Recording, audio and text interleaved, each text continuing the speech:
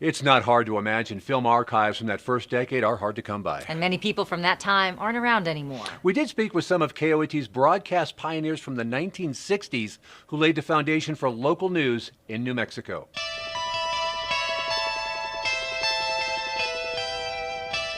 A decade filled with turmoil, from war in Southeast Asia, protests here at home, including a fight for civil rights, and the emergence of rock music and psychedelic drugs.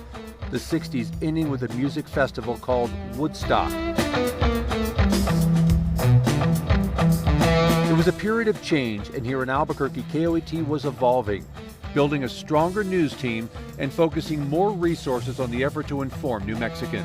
I went to work there in June of 1962. Late in '64. George Morrison called me one day while I was going to the University of New Mexico and said, Roger, would you like to go to work at the TV station?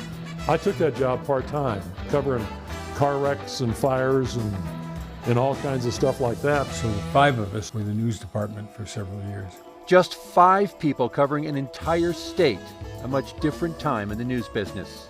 John, this is George. I'm going to be coming in for just a few minutes. Anything going on so far this morning? Over. And we all had to be able to shoot, and we all had to be able to write. It was a tight team at Channel 7. Everyone had multiple talents, everyone contributing to help put the newscast on for the nights. It was common in those days for the newscaster to be the news director too. So he kind of oversaw everything.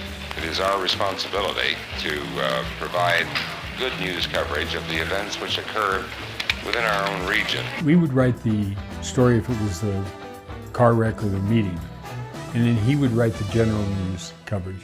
Good evening, everyone. This is George Morrison with the 6 o'clock report. The 60s, truly a period of growth for KOAT. That was really a tiny space or a Nob Hill. I mean, the studio was as big as this living room. And then there was a control room and then a few offices, and that was the extent of the station. A new building was built, and the station moved from its original location near Central and Tulane to University Boulevard, doubling in size. It was a great facility. It was actually built to be a TV station. It was fun to be there because the studio was right off the newsroom, and it was easy to work with. And the Channel 7 location was good because it was not downtown, and we had easier access to get around the city. And I liked that place. It was modern, it was new. This is where we centralize our operations here in the newsroom at KOAT TV. And that's where they shot that BBC documentary.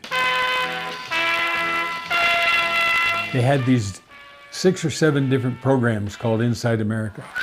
And the one that they decided to do on television was at KOAT. You all ready? On the tape, you hear George Morrison say they're talking about Winston Churchill's funeral. The death of Sir Winston Churchill, although expected for more than a week now, shook all sections of the world this morning. They were just amazed about how a local television station in Albuquerque worked. Good evening, this is George Morrison with the 10 o'clock report.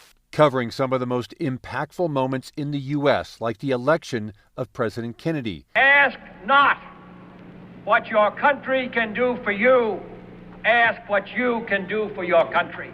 He even made a trip to New Mexico. I have a picture of myself covering it. He came out to see the rover project, and the rover was a nuclear-powered rocket. The thing I remember is that was just all craziness, Secret Service and ramming and trying to keep out of the way and all that. But then he went to White Sands, and that was all behind closed doors. Came in to see all the rockets that we were developing, and they set them all off in 20 minutes. It was quite a wonderful fireworks display. Tragically, President Kennedy was assassinated just months later. Just one example of the decade filled with turbulence.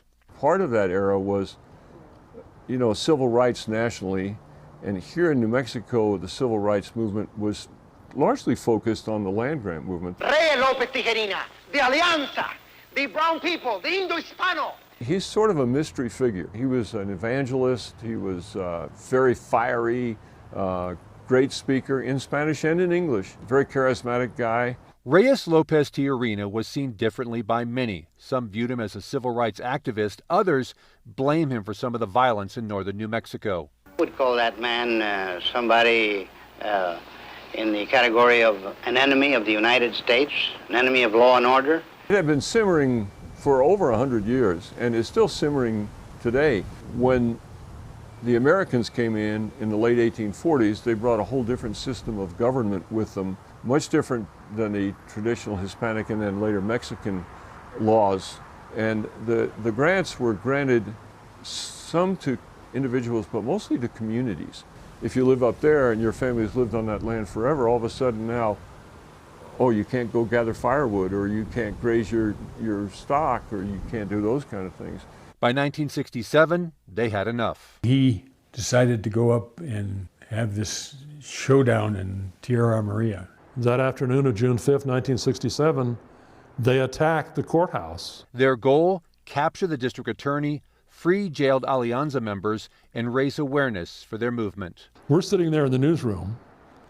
We hear the call on the state police radio saying 10:33, which means there's an emergency going on. And we heard him talk about a raid at the courthouse. So I turned to other people in the newsroom, I says, we got to go. And we flew through this thunderstorm going up the road to Cuba. And we get up there, and that's all hell had broken loose. The state police, and I think the National Guard too, and the local cops were all just descended on the place, and people were being arrested and handcuffed and hauled off. And it was a major confrontation. In the chaos, a jail guard was shot and a sheriff's deputy injured. I shot an interview with the sheriff, gave the film back to the JP, who took the film back to the pilot who had stayed with the airplane in Chama and flew the film back to Albuquerque, and we had it on the news that night at 6 o'clock. Had to be the quickest turnover of an interview from 350 miles away. In 1967, this is unheard of. Tijerina escaped, leading to a massive manhunt. He was found and surrendered, spending 2 years behind bars. Liftoff. We have a liftoff. Closing out the decade in the summer of '69, a huge moment in history and broadcast television. The Eagle has landed. It was wonderful. It was a cool event, and I think everybody, except for the people who think it was fake, everybody thought that was a great achievement. Well, I was amazed at the way they had a camera, and that was fascinating that they had figured all this out. One small step for man, one giant leap for mankind. More than 650 million people were glued to their televisions as astronauts set foot on the moon for the very first time. Like much of the high desert of the United States. At the time becoming the most watched event in TV history. I was just riveted to it. You know, it just was astounding to me.